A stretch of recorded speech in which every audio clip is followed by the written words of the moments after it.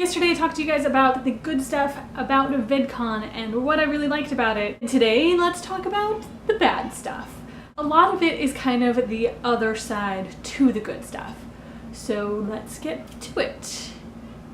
I have a huge headache. I really liked that YouTube is growing, but I do think it's growing really fast. My friend Anthony posted a video today that I really liked about this. He mentioned that 18,000 people is really not that big. And I agree, compared to some other cons, it's not that big. However, it was just 2 years ago that I was there, and I'm pretty sure it was only around 8,000. The rate at which it's growing is pretty crazy. I don't think that VidCon was ready for some of the stuff that happened this year, even though it happened on a smaller scale last year. I don't have a lot of solutions to these. I'm not going to pretend that I do, but I would like it if we found some. VidCon used to be this place where the creators could come and interact with their fans and followers. The first year that I went, I danced with Hank and Catherine Green because they came out during the dance party or one of the concerts or something. So did Michael Buckley. Michael Buckley also came out the second year I was there. There was no more interaction than just dancing in this circle that they were dancing in, but it was still fun and awesome and part of my experience.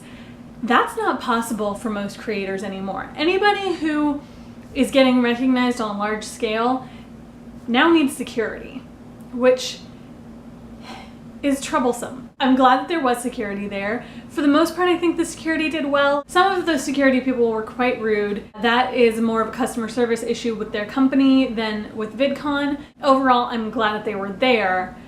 I don't like that they were needed so much. What is it about screaming and running after somebody?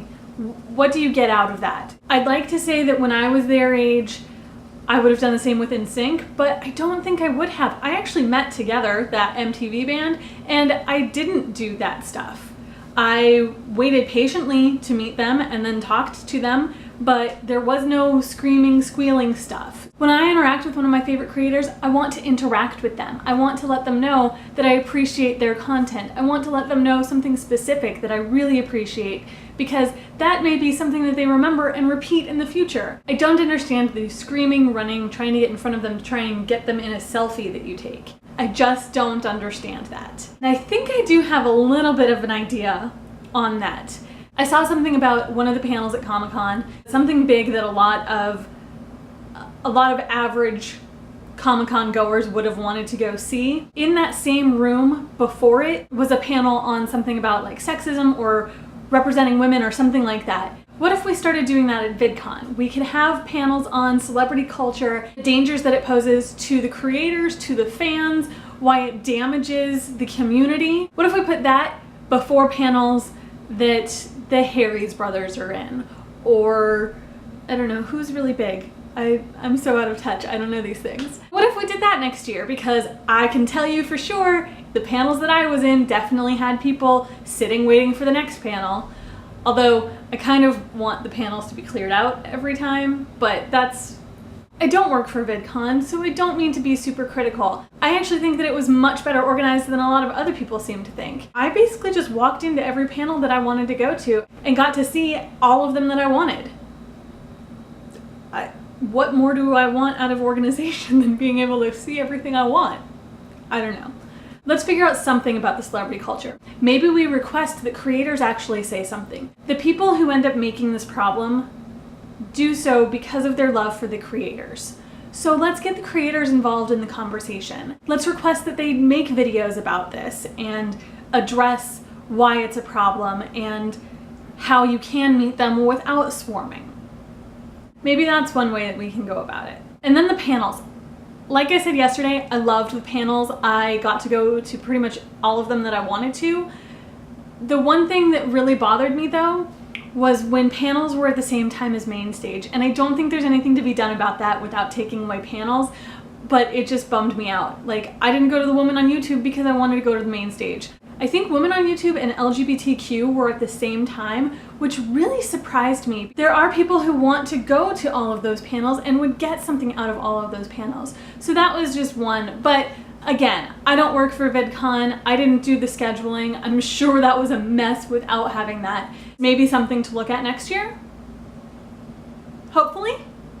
Although if it was intentional because you realized that the audience was so big, I do understand that as well.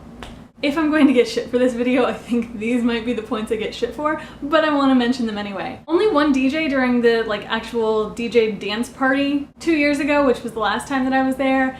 There were at least 2 DJs, one of them being Michael Aranda, who I really liked as a DJ, and I was really hoping he would be doing it again this year. But even just having the change in DJs, you know, not everybody there is a teenager. I really liked Michael's stuff because he was playing stuff that I listened to, because he's a lot closer to my age than the rest of the people who attend VidCon.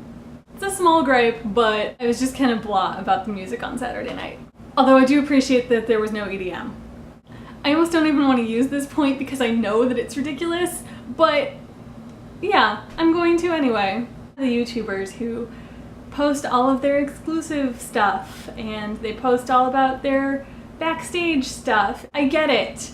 Other YouTubers are your friends and you're seeing your friends and you want to post about that. It made me very aware of the difference. One of the things that I loved about VidCon before was that it was a place where we all came together and were the same.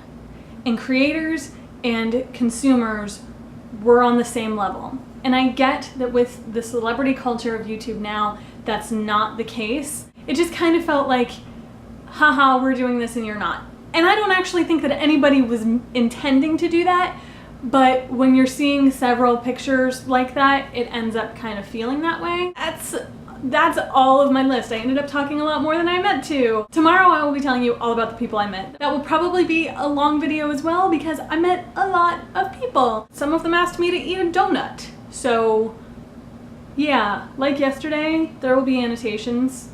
You'll find them.